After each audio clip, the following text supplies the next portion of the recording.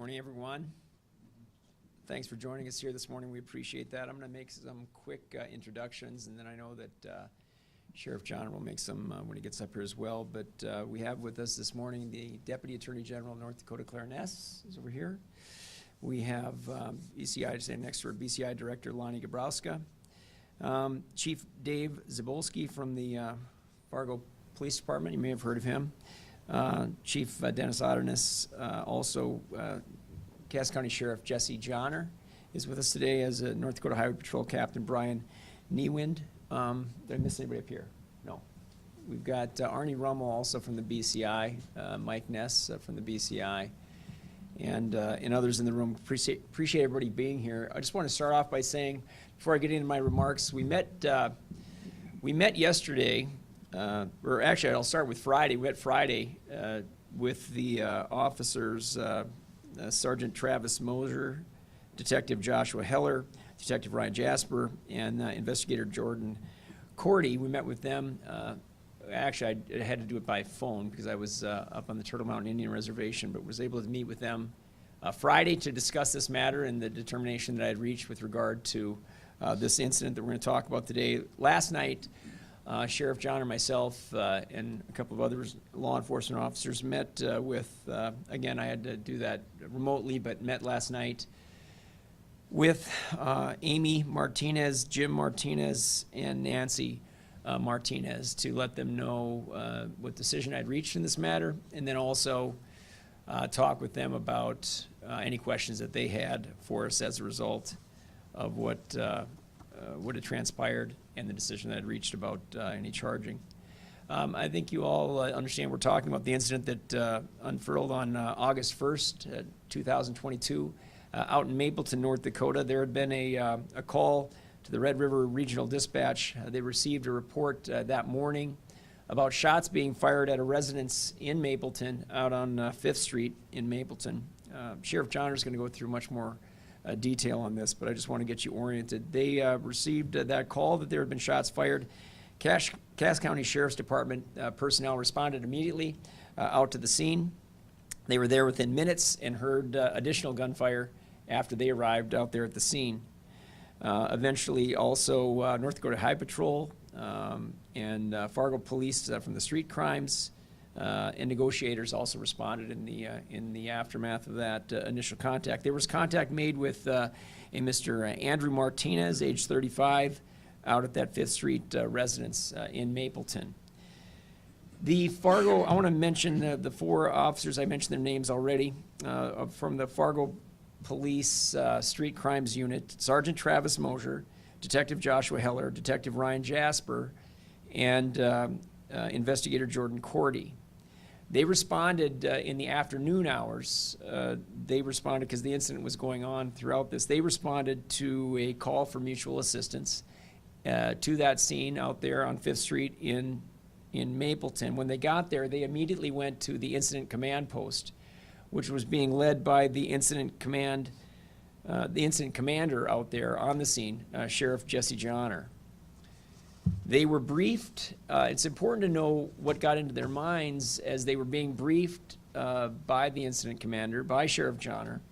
I'm summarizing this obviously, but they learned that Andrew Martinez was inside the premise, that multiple shots had been fired earlier in the day, and that he had shot, Martinez had shot rounds inside the home and outside of the home. The deputies had heard additional shots upon their arrival earlier, as I mentioned, corroborating with the call that had come into the dispatch center.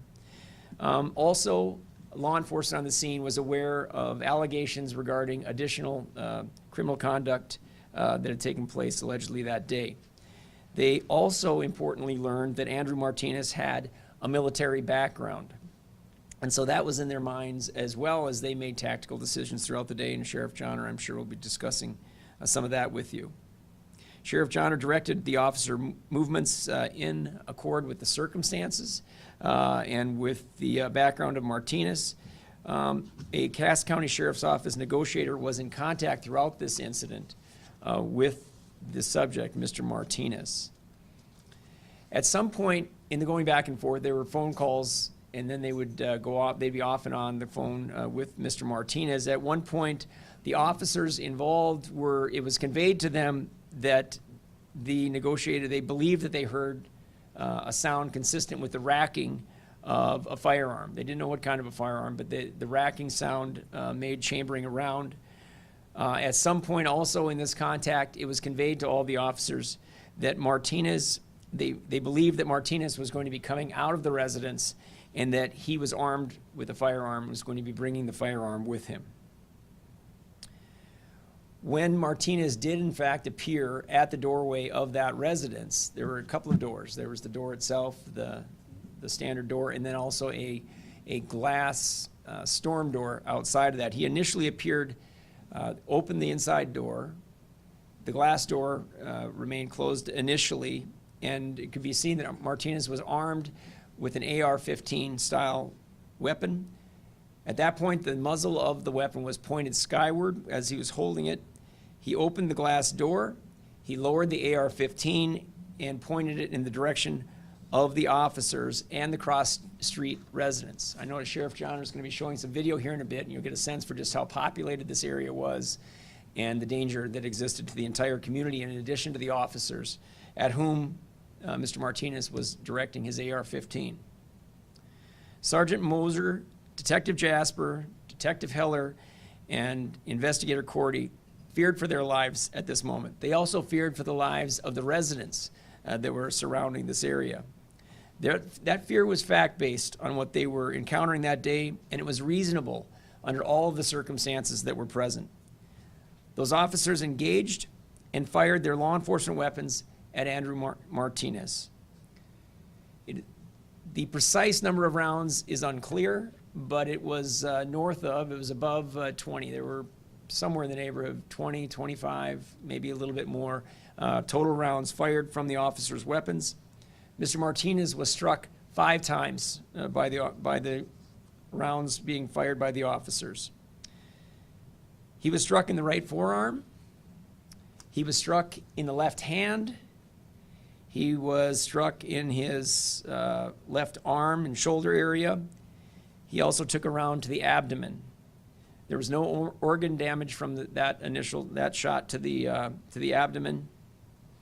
However, Mr. Martinez was also wounded in the left arm, in it through and through. It went in the left arm, out of the arm, into his body cavity, through his chest.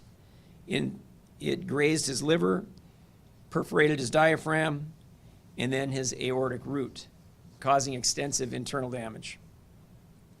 These officers, I want to stress, these officers were systematic in their approach, and they were professional every step of the way. They reasonably feared for their lives as Mr. Martinez emerged into the doorway and aimed his AR-15 in their direction. Sergeant Moser, Detective Heller, Detective Jasper, and Investigator Cordy's resort to deadly force was reasonable, it was justified, and it was lawful under these circumstances. Immediately after these rounds were fired, it was unclear whether Mr. Martinez had retreated back into the residence or had fallen back into the residence. Law enforcement employed a drone that was used to then go up and investigate the scene. The glass door had been shot out at that point, and the drone was able to go inside and or at least gain a vantage and see that Mr. Martinez appeared to be face down in the residence and was not moving. Law enforcement immediately closed in, walked into the scene. CPR, life-saving measures were attempted by the officers, Sergeant Moser, Investigator Cordy, and Sergeant, I think it's Canales from the Sheriff's Department, were the first to administer care to Mr. Martinez, and they attempted to stop the bleeding from the injuries. In addition to the rounds that struck Mr. Martinez, he had some degree of injury from the shards of glass and the wood from around the frame as it was being hit by rounds as well. He took some small superficial injuries to his face and body. The other officers on scene then secured the premises. They went throughout the building. They found one loaded 9mm handgun in one of the bedrooms on a bed. They found multiple firearms also in the residence in a gun safe, but the gun safe was open and accessible. EMS personnel arrived at the scene. They attempted to provide care, but Andrew Martinez succumbed to his injuries and was dead at the scene. Autopsy, in summary. The previously described gunshot wounds, as I've already mentioned, minor fragment injuries as a result of fragmenting rounds hitting the door frame and window, potential glass and other debris causing minor injuries. The cause of death is listed as exsanguination due to gunshot wound to the heart, lung, and aortic root. In essence, he bled to death. That concludes my summary remarks. Next, you're going to hear from the incident commander out there that day, Cass County Sheriff Jesse Johnner. Sheriff?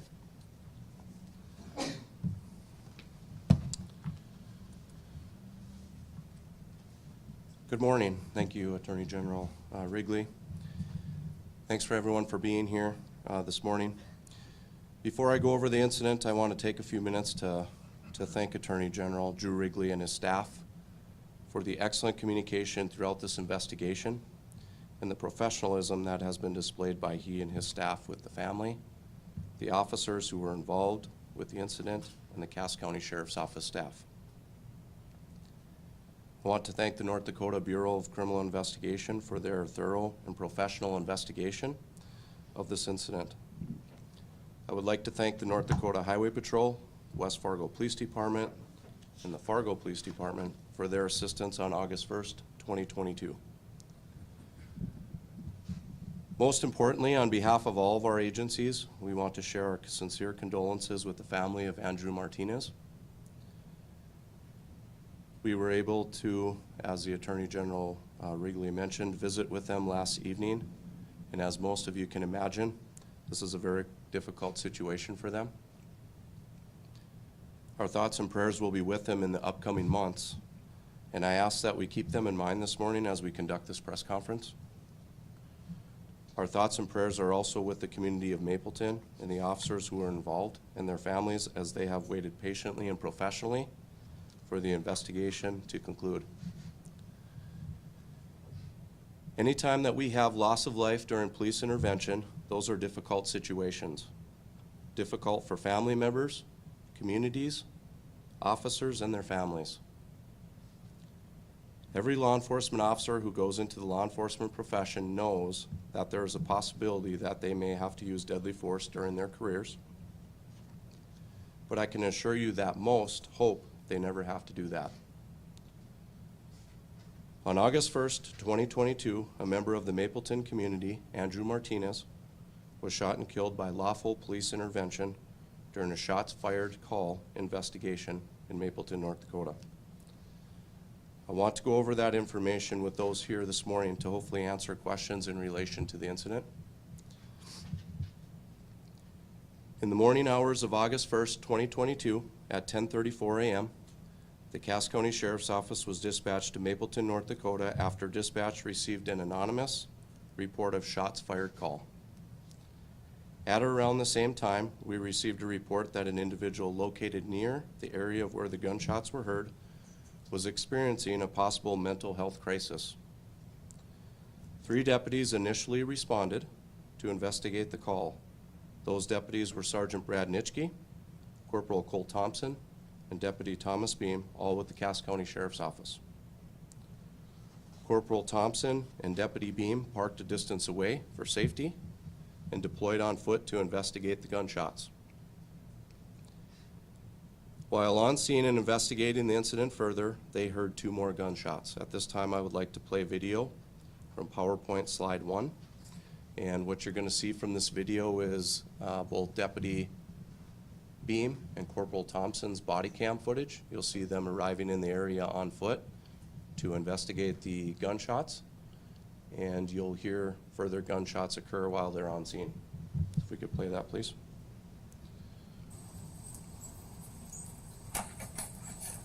This is Deputy Corporal Cole Thompson's body cam footage.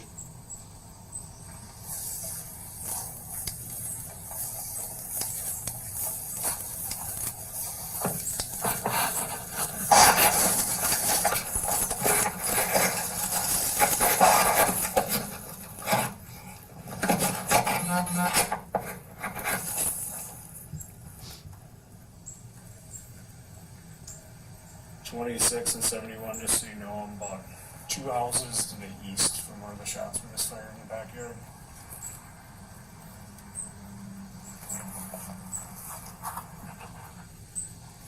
The video will shortly transition to Deputy Beam's body cam.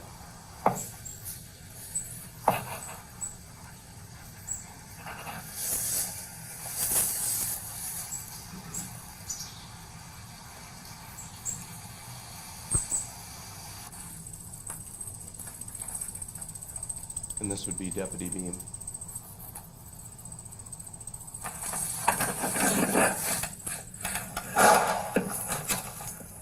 Shot fired, shot fired. Second shot fired.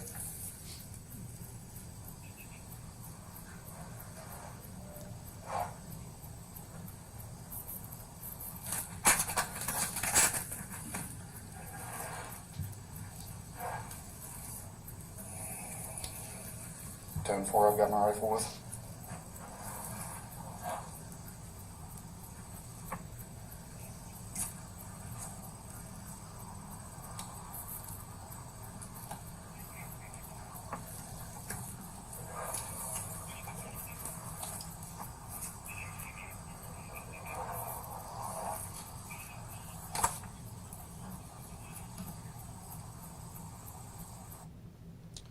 And then if we could advance it to show PowerPoint slide 2 at this time. Be the next one. Okay, so in relation to Mr. Martinez's residence, which you can see is right here, this is Corporal Cole Thompson's position, and this would be Deputy Beam's position, so you can see in relation. At this time, we did not know the intention of the gunfire. We didn't know if it was specifically directed towards someone or residents. We didn't know any of that information as they had arrived. Sergeant Nitschke arrived in the area a short time after Corporal Thompson and Deputy Beam and attempted to make contact by phone with the responsible, identified as Andrew Martinez. Deputies Beam and Thompson began to set up a perimeter in order to contain Mr. Martinez and to help prevent anyone else in the area from getting hurt. In addition, a Cass Clay alert was sent out to Mapleton residents to shelter in place.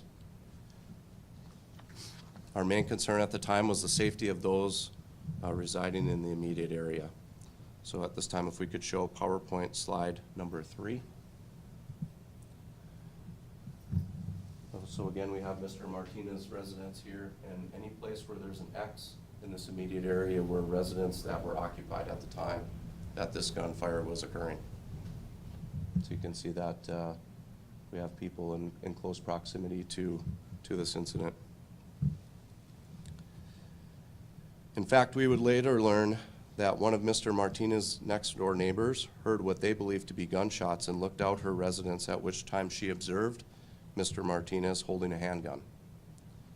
She described him as appearing to be intoxicated. Another individual who lived near Mr. Martinez's residence came to the scene after learning of the incident and stated that his son, who was at home in their residence, again, which was close to Mr. Martinez's residence, was not answering his phone, and he was concerned about his son's safety. I was alerted to the situation a short time after it was reported, and given the nature of the call, I responded to the scene, where I eventually assumed the role of incident commander. I also at this time requested assistance from the North Dakota Highway Patrol, the Red River Regional UAS drone team, which is made up of West Fargo and Fargo Police Departments, Cass County Sheriff's Office, Fargo and West Fargo Fire Departments, and also requested at that time the assistance of the Metro Area Street Crimes Unit, who is made up of Fargo, West Fargo, Cass County agencies, and I staged a Sanford ambulance close to the scene for any medical emergencies. The request for other agency assistance was made because at the time of the call, we only had 6 patrol units available to respond to the incident and answer other calls for service as they came in throughout the county. One of my priorities as incident commander amongst many was to send additional personnel to perimeter positions to keep everyone safe in that area. I sent members of the Metro Area Street Crimes Unit to take up a position to the south and east of the Martinez residence. That unit consisted of Sergeant Travis Mosier, Detective Joshua Heller, Detective Ryan Jasper, and Investigator Jordan Corty. Just a real quick explanation on the makeup of the Metro Area Street Crimes Unit. I think most are probably aware, but just to go over that again. It's made up from those agencies that I just mentioned. All members on that unit are deputized by me through the Cass County Sheriff's Office. There was a mutual aid request made by myself to have them come out there. The reason that was done is because our Metro Area Street Crimes Unit is a unit that isn't assigned to a specific task other than to work on critical incidents that may be occurring at the time, individuals within our area that are causing criminal activity to occur. And so I summoned them as an additional resource. One of my individuals who's on the Metro Area Street Crimes Unit, Deputy Nathan Borboom, was already at the scene, and he was in communication with the Metro Area Street Crimes Unit and indicating that the situation was occurring and that we could use some possible additional assistance as well. In addition, I sent different less lethal platforms to each position so we would have less lethal options. And so at this time, if we could show PowerPoint slide 4. So this gives an indication of where everyone would be at this point now as our Metro Area Street Crimes Unit arrived. We got Deputy Bean, Sergeant Jesse Castle, Sergeant Travis Mosier, Detective Josh Heller, who had a view through this area to the residence. This is the Martinez residence here at 501. And Investigator Cordy and Detective Jasper were sent to our search and rescue vehicle, which was now parked out in front of the residence. And we had Deputy Noonan, who was assigned to operate that vehicle. And that was his sole mission, was to move that vehicle around.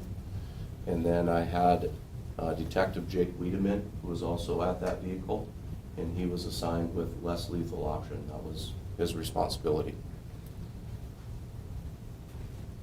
Any questions on those locations? Just wanted to give you an idea of where everyone was located at that point. And then if we could also show PowerPoint slide number 5. And this is going to be the viewpoint. This is Mr. Martinez residence right here. This is going to be the door here where the rifle is going to eventually emerge. This is our search and rescue vehicle, and this is where the viewpoint would be from Investigator Cordy and Detective Jasper's location. Negotiations continued with Mr. Martinez, and I would describe those negotiations as up and down. And what I mean by that is there were times where those negotiations went really well, and there were other times where Mr. Martinez would not answer his phone and he would not talk with us. That's what I mean by that. Most of those negotiation attempts were done by phone. There was one interaction and attempt to get Mr. Martinez to surrender when he came out to the north side of the residence. So at this time, if we could play video PowerPoint slide number 6. And this is going to be, again, so Mr. Martinez is going to come out to the north side of the residence, back onto the back, as it was described, the back porch area. And officers on scene attempted to negotiate with him successfully and have them come to their location and visit with officers about what was occurring that morning. So if we could play that video. Right, Rick is on the back porch. We're getting copied here in the 3 set. He's getting far out. He's on the porch.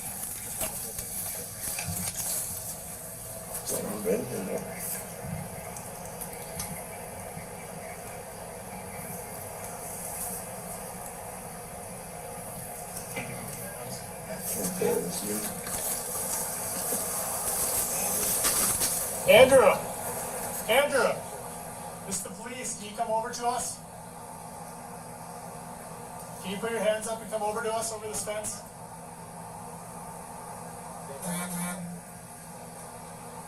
Andrew, we don't want to hurt you. We just want to talk to you, all right? Can you come over here and step over this fence?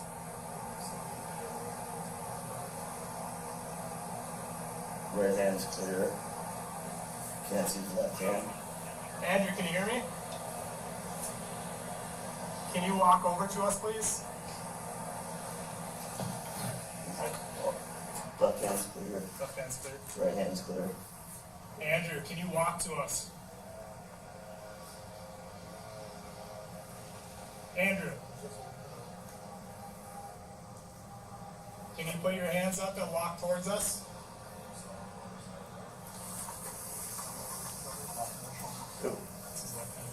It's fine. Andrew, we just want to talk to you, man. We just want to take you and get you looked at today. That's all, right? Would you be willing to do that? We're not here to hurt you. We don't want to hurt you. We want to get you some help. Left hand is still clear. Can we do that, Andrew? Would you step out in the backyard and just lay down for us and we'll come talk to you? Holding in his left hand. What's that? I can't hear you with the air conditioner running, Andrew. You just step out in the yard and we'll come talk to you? What's that? Can we do that, Andrew? Can you just step down into the yard and we'll come talk to you?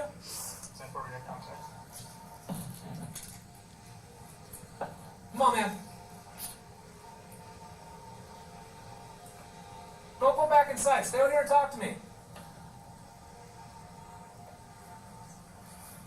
All right, pull back. Now, at that time, Mr. Martinez retreats back into the residence. After a long period of negotiating and several attempts to get the responsible to come out of Mr. Martinez to come out of the residence unarmed, Mr. Martinez told negotiators several times that he would be coming outside with a firearm. At some point during those negotiations, those speaking with him indicated that they heard what may have been a slide racking from a firearm. Mr. Martinez was asked several times to not exit with a firearm, that it may put others in danger. And how I would describe that interaction, because the person that was visiting with or negotiating with Mr. Martinez was in very close proximity to where I was. And that person that was negotiating with him was asking him several times over and over, or stating to him, please do not come out with a rifle. Please do not come out with a gun. And it was repeated to him over and over. And I heard those plea attempts from that negotiator. And as I mentioned, it was repeated several times. And she was extremely trying as hard as she could to have him not come out with a weapon.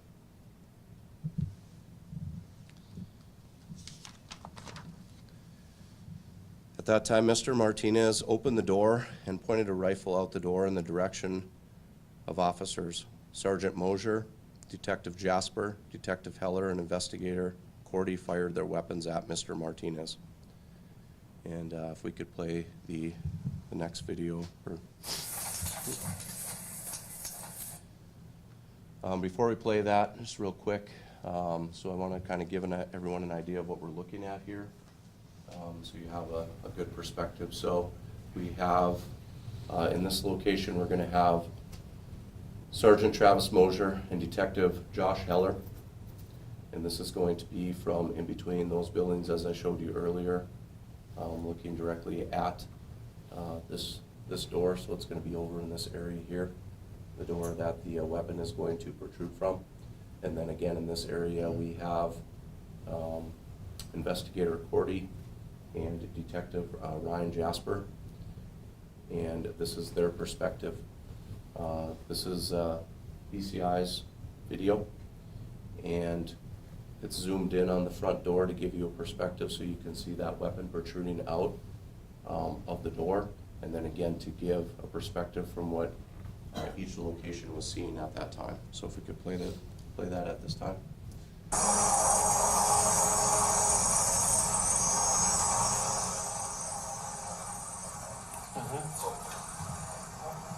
Front door. AR rifle. Drop it!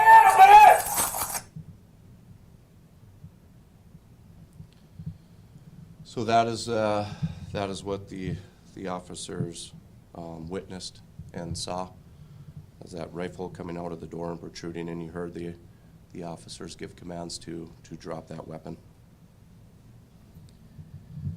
After the gunfire, officers on scene could no longer see Mr. Martinez, and we did not know if Mr. Martinez had been struck by gunfire at that time. I immediately requested a drone to fly close to the residence to see if we could see Mr. Martinez, to determine if it would be safe for officers to approach the residence. At that time, we could see someone lying on the floor just inside the doorway, so officers approached and entered the residence. Officers secured the residence and began life-saving measures, which were eventually taken over by medical personnel on scene. Mr. Martinez was pronounced deceased.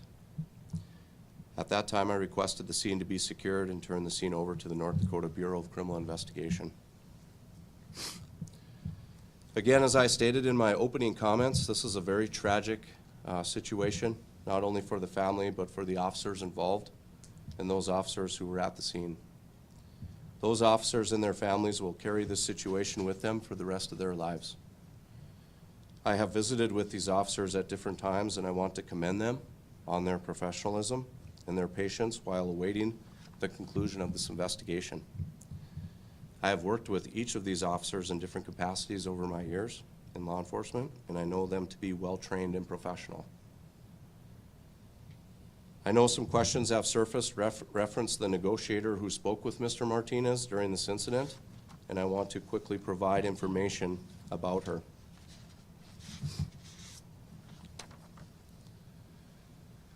The deputy that conducted the negotiations with Mr. Martinez has been with the Cass County Sheriff's Office since 2008.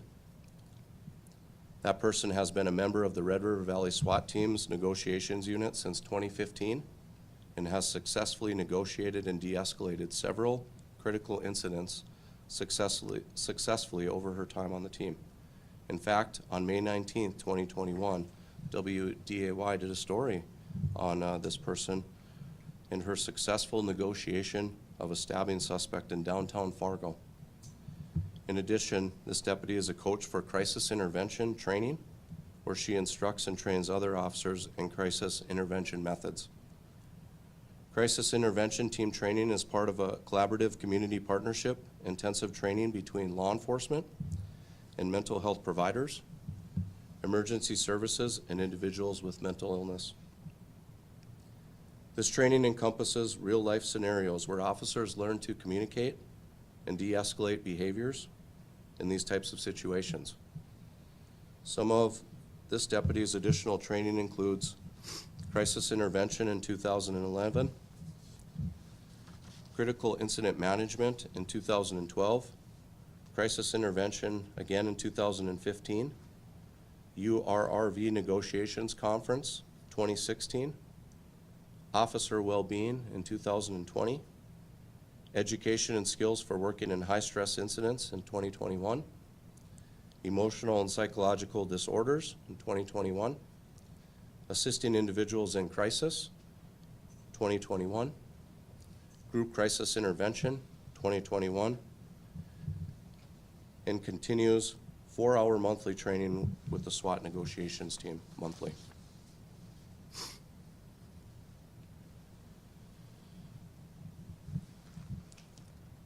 Again, I want to thank Attorney Drew Wrigley and his staff for their thorough work in completing this review. These reviews are not easy and are taxing on staff.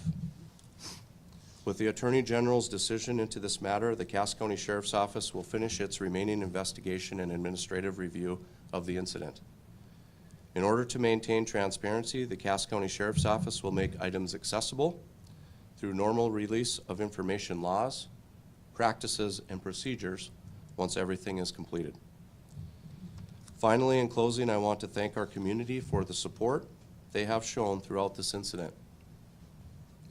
I have had several interactions with our citizens over the past several weeks, and many of them have mentioned that they are praying for Mr. Martinez's family and for our officers and their families. With that, I'm going to open it up for questions. If you had to give a letter grade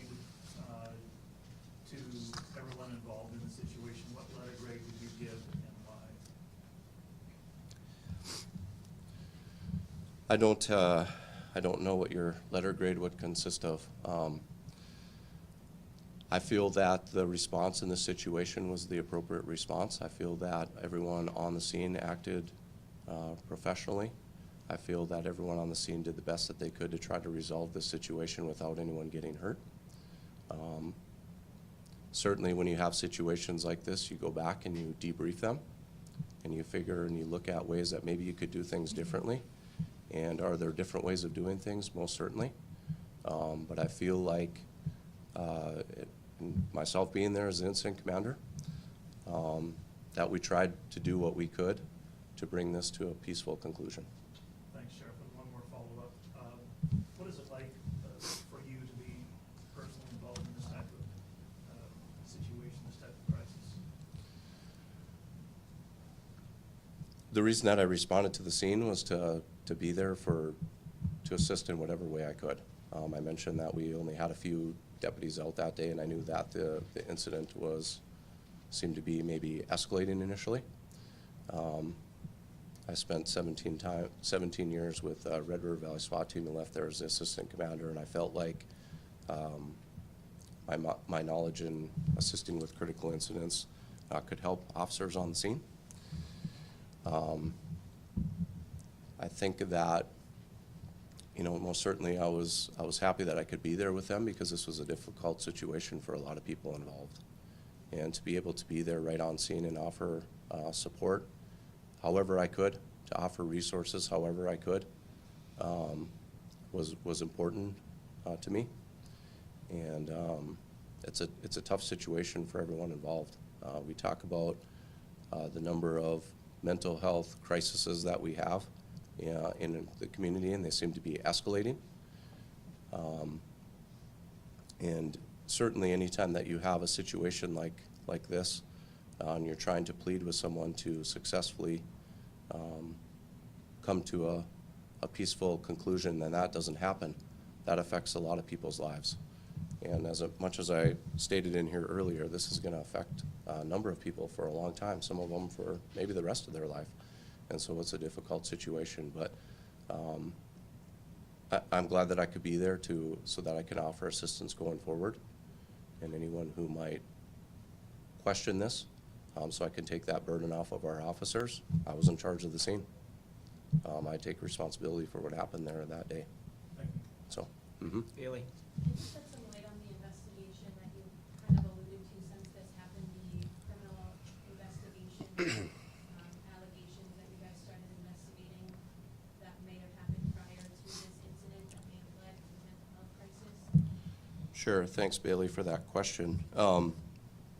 There were a number of different things that we were investigating. Most definitely the shots, obviously, that we had responded to, right? That was the first thing that we were investigating and responding to. And then there was some other alleged activity that occurred at the residence prior to us getting there. I can't elaborate on that any further than that at this time. So, yes. You mentioned multiple guns were found in Mr. Martinez's house. How many, what type of guns, and were they obtained legally? I do not have an answer to all those questions because I did not conduct the investigation. Would that be possible to answer from someone who conducted the investigation? Because I turned it over, so I don't. Mr. Wrigley, would you Yeah, be there able was- to answer that? I don't have an full accounting of all the weapons that were down there. We may have that. I did mention the loaded 9mm firearm that was found. I think that was on the ground floor in a bedroom. And then the other weapons were located in the premises, were down in the gun safe that was open. And one remaining weapon, and I'll be corrected if this isn't right, most important thing is we get this, is that, was obviously the AR-15, which was laying right next to Mr. Martinez. When officers entered the premises, that weapon was laying right next to him, or maybe even partially underneath him from when he fell. But we don't have any information that the weapons were gained illegally, and that he was a prohibited person. Is that the AR-15 loaded? his AR-15, I think all the rounds have been fired through that weapon. I think that that's correct. The 9mm remained loaded, or had been loaded again, I should say, too, all possible. But there are no remaining rounds in the AR. As far as communications, did he ever say why he was firing those weapons, or what type of mental health crisis he was suffering from?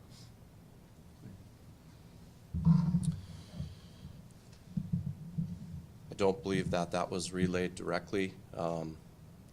We had, through our communication with Mr. Martinez, we had some indications that some of the activity that had occurred at the residence prior to us getting there may have caused some of the behavior. And again, I can't disclose all the alleged activity that occurred there prior to us arriving. Kind of a follow-up to the video being released, is there any intentions on releasing the phone calls with the officers and Mr. Martinez to the public? So when everything is concluded and, you know, with, and us shoring up all the investigative pieces, both at our office and through the Attorney General's office, all of our information will be made available through open records requests and normal procedures. I do not know the extent of the recording of all the phone calls with Mr. Martinez. So some of those may have been captured, some maybe not. A majority of, I shouldn't say majority, but some of those phone calls I was able to overhear from time to time because that negotiator was visiting with Mr. Martinez in very close proximity to where incident command was located. And most definitely the conversations that I made mention to April with the negotiator pleading with Mr. Martinez to not come out of the residence with a firearm. So. Is there a timeline for all that information being completed and released? I can't give you a specific date and time right now. I'll need to go back to our office and see what we need to shore up in order to make that, or give you that. As far as the Attorney General's office, I wouldn't have that information, so. Thank you. You had mentioned that there was some previous criminal activity on that day. Forgive me if you had already mentioned this, but has there been, or was there a previous record criminal activity associated with Mr. Martinez prior to that day? Any previous history? I think there had been some contacts with law enforcement, but nothing of major concern. So. Can I add something? I don't want to get past this, Tasha, your question about the AR. It's important. It's been mentioned that they heard the distinctive sound, what they believe to be the chambering of a round. And for anyone who's not familiar, the chambering of a round you do on a semi-automatic weapon. When you put the clip in, to get the first round to load the gun, to get one prepared to shoot, you have to chamber that first round, and it's called racking it. And a semi-automatic handgun, which is what was found located in the premises, that sound would be consistent with that. It's the same sound consistent with the AR-15, would also have to have that first round chambered. Law enforcement, of course, wasn't inside and would have no way to know what kind of a weapon had just been chambered. It's a small point, but your question is an interesting one, and I just want to make sure that we put that out there. The other thing is that I didn't mention, and Sheriff, forgive me if you did, but these, the officer engagement for independent officers making independent judgments was almost simultaneous. When that weapon came out and it came down in the position that it was aimed directly in the position of the officers, 4 officers almost simultaneously made independent judgments, sizing up everything they knew at that point and what Mr. Martinez was doing with the firearm and how menacing that was. And if I could even add to that a little bit more, whether, you know, the discussion of how many rounds may have been in that particular weapon, officers aren't going to know that on the scene. All they know is that a weapon was pointed in their direction, and we as law enforcement, do not train to wait to see what happens, because lives can be lost at that point. And so, I don't know if that helps clarify your question as well or not. Go ahead, Nick. Were family members of Mr. Martinez ever given the opportunity to speak with him during negotiations? And is that something that's normally allowed or disallowed during these tense negotiations? Yep, that's a great question, Nick. So when this incident occurred, there was communication with the father of Mr. Martinez, and some of that was happening unbeknownst to law enforcement. Some was happening and we were aware of it. And so Mr. Martinez's father and brother arrived at the scene.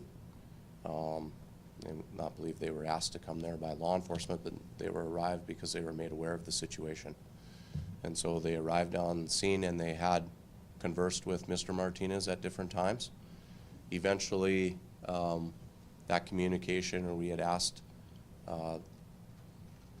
Mr. Martinez's father and brother to not do that communication anymore and to allow our negotiator to fully visit with Mr. Martinez. They were still on scene and questions were being asked of family members to help in those negotiation methods, but we didn't want Mr. Martinez to be calling a bunch of different people and passing different information along to people other than law enforcement that we were not aware of, because we wanted to get real-time information on critical pieces of information that could be safety pieces to those living in the immediate area and to officers on scene. So for example, if Mr. Martinez mentioned something that he may be going to do and it was mentioned to a family member, not to law enforcement, and we didn't have that knowledge, that could cause law enforcement to react in a way that maybe we wouldn't want them to react, or maybe in a way that we wanted them to react, but we just wanted to have real-time information as we were getting it so we could make sure that we could kind of be in control of the scene and try to bring the situation to a successful resolution. So. A neighbor had mentioned that Mr. Martinez had appeared intoxicated. Did any autopsy afterward show anything in terms of what might have been in his system at the time? Good question, too. The autopsy showed, it was referred to as acute intoxication. The blood alcohol content, forgive me, it was not clear to me as I was looking at the numbers on there. They were listing it in a different characterization than the BAC that we're all so familiar with, but they referred to it in there as acute intoxication. Alcohol. Yep, alcohol, yes, sir. What does acute mean? Like, A lot. a lot? Significant intoxication, yes.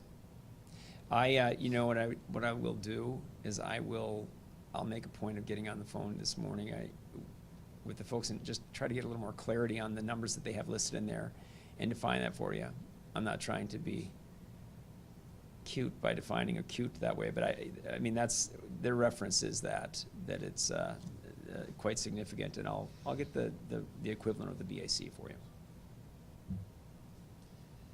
This may be a question for Chief Cebulski, but how are officers trained to respond to people who come out with AR-15s? And I ask this because some people may question whether that many shots were needed to be fired.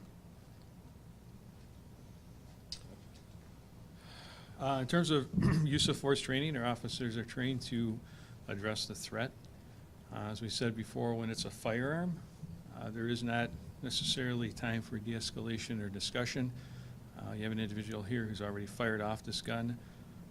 And this is a complex situation, as Sheriff Johnner described, where we have our perimeter folks and we have our crisis negotiator people who are trying to negotiate a safe resolution to this, and they are in contact with each other. And as he explained, the negotiator was emphatically asking this individual not to come out with the gun. So as soon as we know that's happening, the officers see the gun, as the AG pointed out, the gun's then leveled in the direction of officers. They're left with little choice but to respond in a deadly force manner to protect themselves and to protect others in the community. That's in alignment with not only an objectively reasonable standard, but our training. And the Martinez family is asking for more training, and they feel that officers could have done more to prevent this tragedy. How would you respond to that? First, April, I did not know that they had made those comments. Yeah, they just So- sent out a press release, probably Okay. about the same time this is happening. Okay, and could you give me that, what they mentioned one more time? Yeah, so I'll just read it out loud. The Martinez family calls on our local policing bodies to reevaluate how they respond to people experiencing a mental health crisis and ensure officers are trained to de-escalate best practices so that no other family must experience this tragedy. Goes on further to say, we are saddened to learn that the Attorney General has decided the police officers' use of force was justified. We recognize and appreciate the effort made to peacefully resolve the terrible situation that day, but knowing that Andrew was in crisis and not in his right mind, we wish that more would have been done to prevent that tragic outcome. Well, a couple things. First of all, again, as I mentioned earlier, I think that, we're constantly going to reevaluate, how we do things. That's not because of one particular incident. As we train and go forward in law enforcement, we always want to try to be forward-thinking and think of better ways that we can respond to things and handle those types of situations. That's going to be constant, and that doesn't matter if it's West Fargo Police Department, the Fargo Police Department, or the Cass County Sheriff's Office. I feel very confident in our training in this area with all the agencies I just mentioned.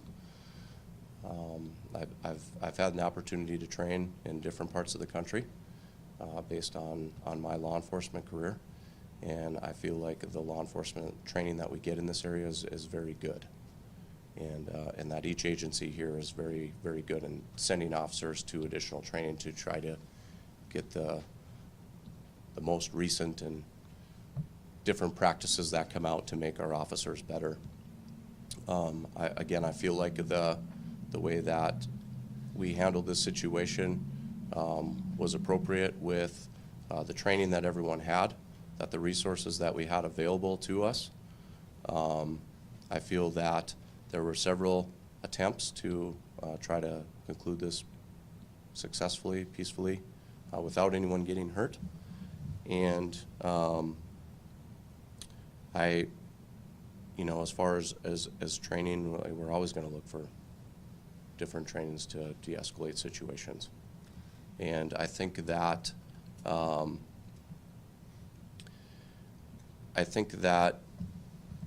we did the best that we could with the circumstances. The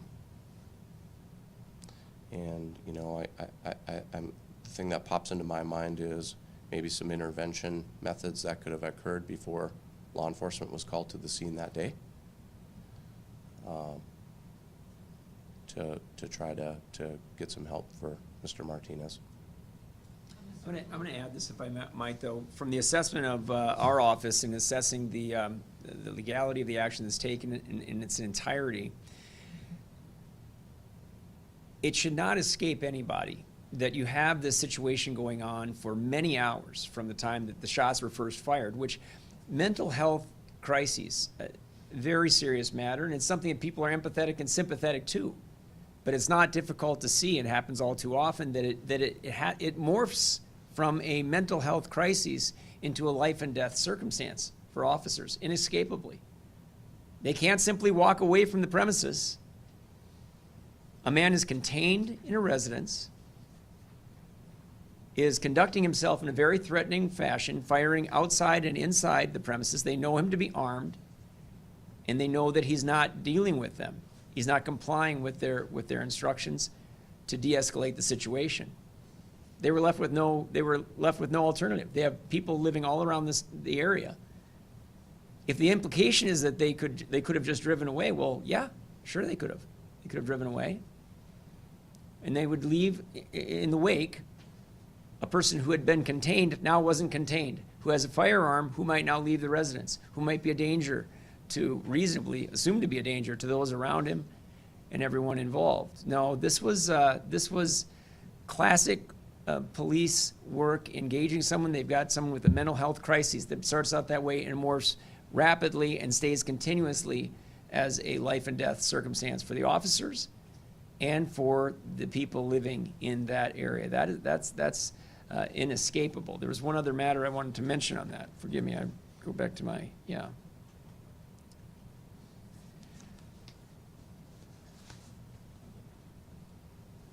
We met with the family last night, and we had a very cordial and nice discussion with them. It was constructive. I compliment them. They saw the videos for the first time and were being provided with information that they didn't have before. They've not seen all of the video involved in this matter and don't have the full context. And listening to your remarks there, I can't help but think that as they gain even additional context going forward, that they will, it might change their remarks to some degree. But that said, it's not lost on any of us. They're in a very, very difficult circumstance. And they've lost their loved one, and they have questions, and we attempted to answer those as we could last night. But I think it's really important to keep that overarching matter squarely in mind in all of this. Yes, it is a mental health crisis. Yes, it was being driven probably by that in a combination with intoxication. But you can't escape the reality that it was a life and death circumstance brought on by Mr. Martinez. And law enforcement had no alternative but to keep Mr. Martinez, to keep him in the circumstances, to keep him contained. And Sheriff Johnner went through the expertise of the person who was interacting with Mr. Martinez and doing everything possible to try to de-escalate the circumstances and make it end peacefully without harm to anyone, including Mr. Martinez. Bailey, you were next. I had your hand. Can I ask a question as Sheriff Johnny before you Yeah. wrap that up? But do you guys have a protocol? I mean, not to counter the Martinez family, but to counter them. I mean, do you guys have a protocol of when you would leave a situation like this? Is that even something you guys would do? Yeah, so so this, I think, will intertwine with both yours and April's question. So, again, I was the incident commander on scene. I think where we're going with this question is, could we have left, and would it have changed the outcome? Number one, we couldn't have left. Just going to say that. This individual had come out of their residence, and they had fired a weapon. At the time that we responded, we had no idea who this person had fired the weapon at, if they hadn't fired it at anyone, or if they had just fired it in the air. We did not know that, okay? I showed you the map up here of the residents that we had that were occupied with other individuals living in that area. We had a father who came to the incident and was concerned for his son's safety because he had tried to reach his son and was unable to do so. Like Attorney General Wrigley said, if we drove away, what if that individual came out of the house and hurt someone else? Our sole mission and what we were trying to accomplish that day was to provide public safety to everyone who was living in that area. That was our number one priority. Our next priority after that was to successfully negotiate with Mr. Martinez to try to conclude that situation safely and peacefully. We were not going to leave. This is not a situation where someone called in and they said that they were going through a mental health crisis and had not shown any propensity for violence, had not fired off a firearm from their residence. In that situation, may we have responded differently? Possibly. We may have had a deputy drive to that area, again, to make sure that no one else would get hurt. And we would have attempted at that point to get that person services, whatever those services may be. This situation was different because this individual had fired off a weapon inside city limits where other people are occupying residences. And we can't have that. Again, my condolences go out to Mr. Martinez's family. I understand that this is a grieving time for them. It's grieving time for everyone.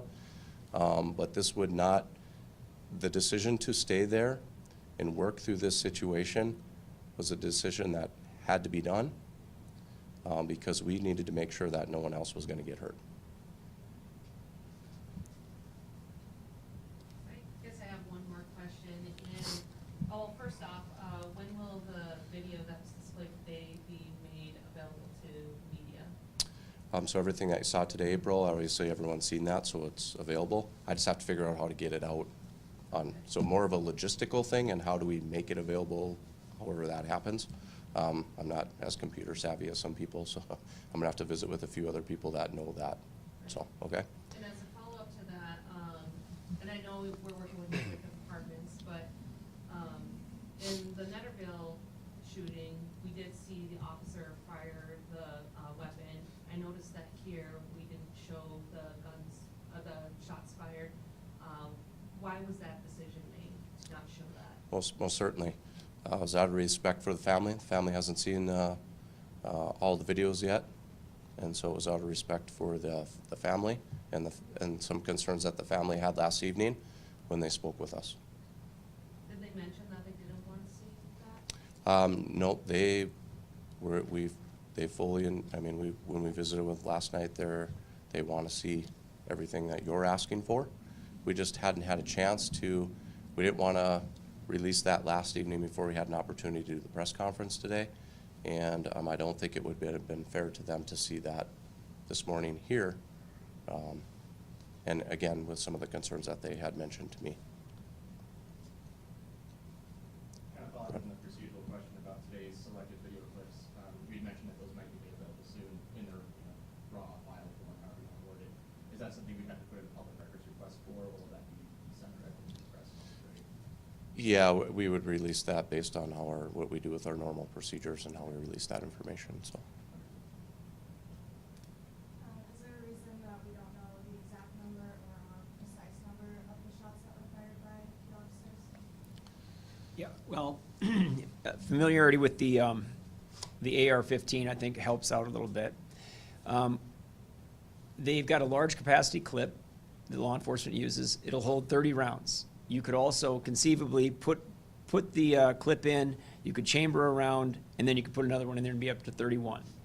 A lot of officers will put in some number less because there's not as much compression on the spring in the clip, and you don't have jamming problems and some other matters that can occur. So it's not like it's a revolver and it's got six rounds in it. Everybody does it the same. Also, you might do a tactical switch out, and you may put in another clip halfway through.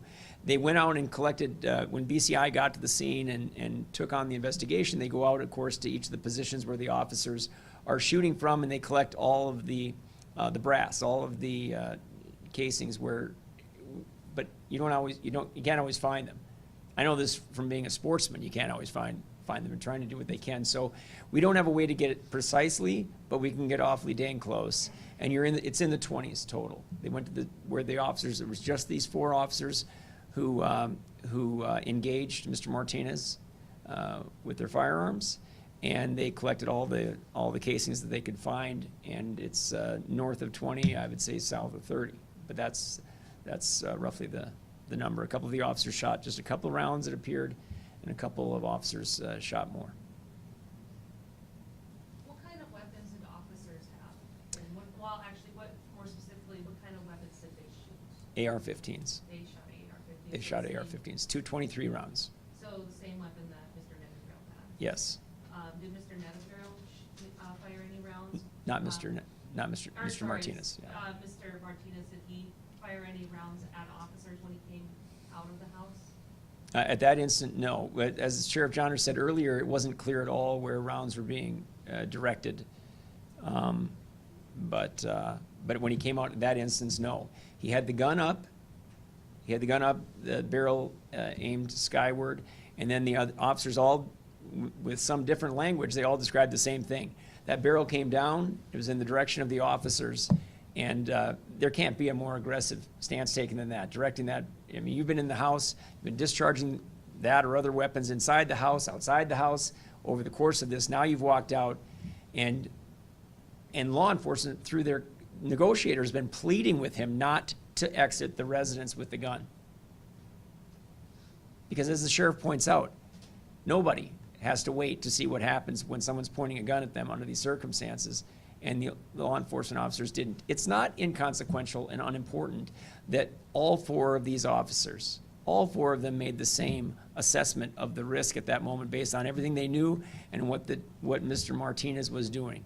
Lowering that gun, one described it as lowering it Rambo style in their direction, and the officers engaged.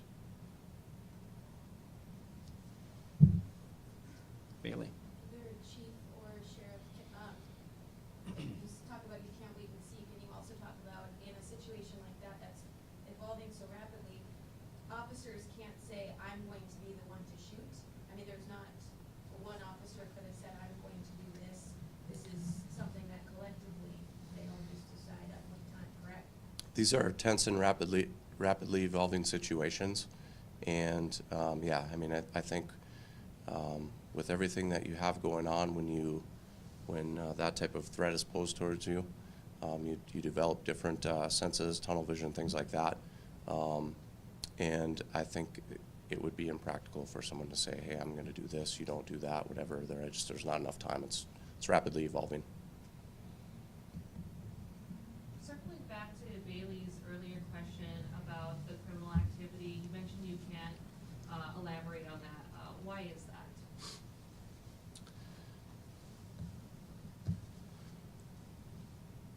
For protection of the one of the persons that potentially was involved in that situation. And Marcy's law applies to that particular situation. So will that ever be divulged in public? I don't believe so, unless that person reverts that Marcy's, the invocation that they did with Marcy's law. Can you correct me if I'm wrong, but I believe Marcy's law says that it protects the identity or not even the name, but the location, identifying information. But I don't believe it would protect, like, maybe the details of what happened. Well,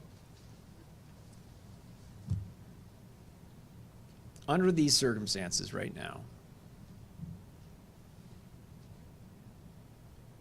what's being protected is the first part of that. The sheriff and I have gone through a tremendous amount of detail about what took place that day. That allegation itself, allegedly involving an individual who's invoked the protections of Marcy's law,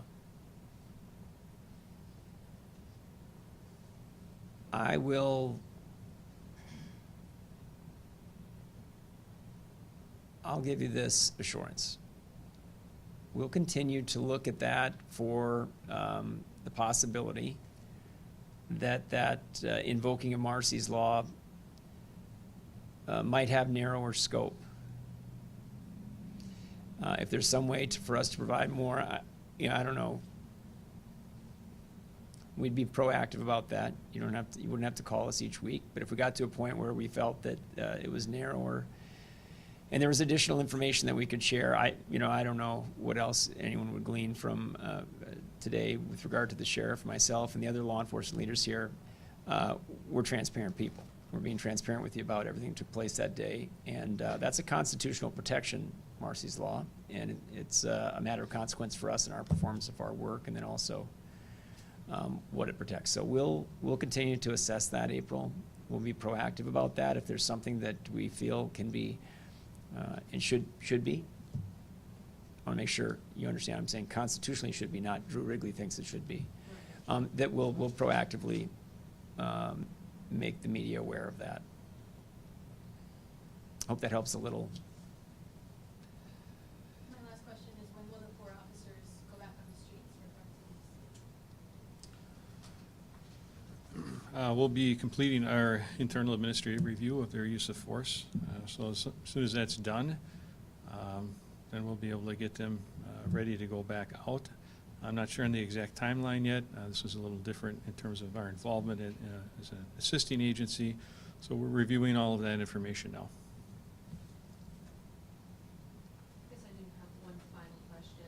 You mentioned having proactive responses, or not responses, proactive intervention when it comes to mental health. I think we're all aware that North Dakota is lacking in services. So I guess what can the state do to maybe advance those services? I know that's a pretty broad question, but I'm just Sure. curious what you would like to see. I don't know what the scope of what that would look like, but you're correct, April. You've got a good handle on the fact that there seems to be a little bit of maybe some deficiencies in some of the maybe services or what can be offered to people. At the last legislative session, I actively legislated or talked on legislation on making sure that we don't decrease the services that we currently have, because that was some legislation that was proposed at that session. And I actively lobbied against that and also testified against that, because I feel like right now is not a good time, obviously, to decrease mental health services. And so what I can tell you is that we, West Fargo Police Department, Fargo Police Department, Sanford Health, several other community entities that provide mental health services have been meeting on a regular basis to try to figure out what a solution might be to that and how we can get better services for mental health resources to individuals. And I'm always willing to advocate for that, and especially at a legislative level. But I think it does need to come, much like you said, at more of on the state level and a legislative level. And so I don't know what that looks like, if you're looking for the roadmap potentially, or possibly, I don't know what that looks like, but I do know that we need to continue to advocate to try to get some more services that way.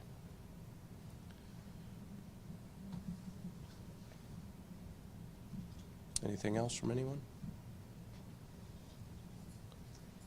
Thanks for your questions today, everybody. Thank you. Thank